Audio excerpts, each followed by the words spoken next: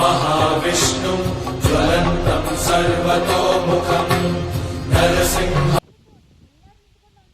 ನಮ್ಮ ಚಾನಲ್ಗೆ ಸ್ವಾಗತ ಸುಸ್ವಾಗತ. ನಾವಿವತ್ತು ಸಿ ಬಿ ಕ್ಷೇತ್ರದಲ್ಲಿದ್ದೀವಿ. ನಮ್ಮ ಜೊತೆ ಹರೀಶ್ ಶರ್ಮಾ ಇದ್ದಾರೆ. ಅವ್ರನ್ನ ಕೇಳೋಣ ಈ ಸಿ ಬಿ ಕ್ಷೇತ್ರದ ಮಹಿಮೆ ಕೇಳೋಣ. ನಮಸ್ಕಾರ ಹರೀಶ್ ಶರ್ಮಾ ಅವರೇ. ನಮಸ್ತೆ, ನಾನು ಹರೀಶ್ ಶರ್ಮಾ ಅಂತ, ವೇದಿಕ್ ಶಕ್ತಿ ಮೂವ್ಮೆಂಟ್ ಇಂದ. ಇದು ಸಿ ಬಿ ಲಕ್ಷ್ಮೀ ನರಸಿಂಹಸ್ವಾಮಿ ಕ್ಷೇತ್ರ. ಬೆಂಗಳೂರಿಂದ ಪುಣೆಗೆ ಹೋಗ್ತಾ ಇರೋ ಹೆದ್ದಾರಿನಲ್ಲಿ ತುಮಕೂರು ಆದ್ಮೇಲೆ 25 ಮೈಲಿ ಆದ್ಮೇಲೆ ಸಿಗುವಂತ ಒಂದು ಪುಣ್ಯ ಕ್ಷೇತ್ರ. ಇಲ್ಲಿ ಲೋಕಾಂಬ ಮತ್ತೆ ಚೆಂಚುಲಾಂಬ ಸಮೇತರಾಗಿ ಶ್ರೀ ಲಕ್ಷ್ಮೀ ನರಸಿಂಹಸ್ವಾಮಿ ಇದ್ದಾರೆ. ಹಿರಣ್ಯಕಶಿಪಿನ ವಧೆಯ ನಂತರ ತುಂಬಾ ಉಗ್ರ ಸ್ವರೂಪದಲ್ಲಿದ್ದಾಗ ಅಲ್ಲಿಗೆ ಚೆಂಚು ಲಕ್ಷ್ಮಿ ಅಂದ್ರೆ ತುಂಬಾ ಚಾಂಚಲ್ಯವಾದಂತ ಲಕ್ಷ್ಮೀ ದೇವಿ ಒಂದು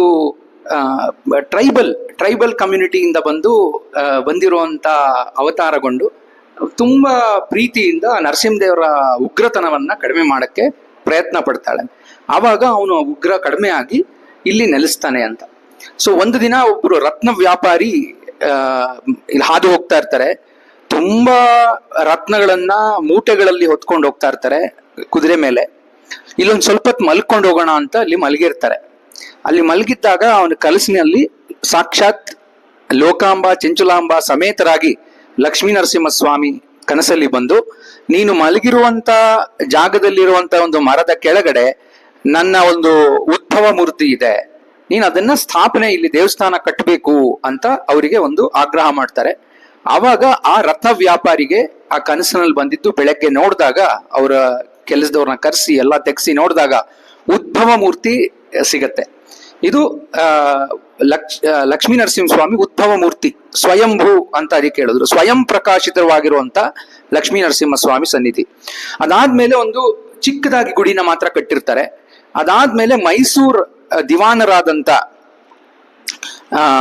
ಕೃಷ್ಣಯ್ಯನವರು, ಅವರ ಮಕ್ಕಳಾದಂತ ನಲ್ಲಪ್ಪ ಅವರುಗಳು ಇದನ್ನ ಪುನರುದ್ಧಾರ ಮಾಡ್ತಾರೆ, ದೇವಸ್ಥಾನನ ಕಟ್ಟಿಸ್ತಾರೆ. ಇಲ್ಲಿ ನೀವು ನೋಡ್ಬೇಕಾಗಿರೋದು ತುಂಬಾ ಅತ್ಯಂತ ರಾಮಾಯಣ, ಮಹಾಭಾರತ ಮತ್ತೆ ಭಾಗವತ, ಕೃಷ್ಣ ಲೀಲೆ ಇದಕ್ಕೆ ಸಂಬಂಧಪಟ್ಟಂತೆ ಎಲ್ಲಾ ತರ ಪೇಂಟಿಂಗ್ಸು, ಕಾರ್ವಿಂಗ್ಸು ಇದೆ. ರೂಫ್ ಮೇಲೆ ನೋಡಿದ್ರೆ, ಮೇಲ್ಛಾವಣಿನಲ್ಲಿ ನೋಡಿದ್ರೆ ಎಲ್ಲ ಕಾಣಿಸುತ್ತೆ. ಸುತ್ತಲೂ ದಶಾವತಾರಗಳದ್ದು ಮತ್ತೆ ಶಕ್ತಿ ಗಣಪತಿ ಆ ತರ ಸುಮಾರು ದೇವರುಗಳು ಸ್ಥಾಪನೆ ಆಗಿದೆ ಸುತ್ತಲೂ. ಸೊ ಹಂಗಾಗಿ ತುಂಬಾ ಒಳ್ಳೆ ಕ್ಷೇತ್ರ.